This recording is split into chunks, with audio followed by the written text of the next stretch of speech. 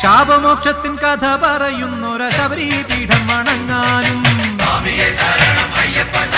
ശരംകുത്തിയാലിന് ചുറ്റും വലം വെച്ചു അകലാരിൽ നിർവൃതി നേടാനും ശാപമോക്ഷത്തിൻ കഥ പറയുന്നൊര ശബരീപീഠം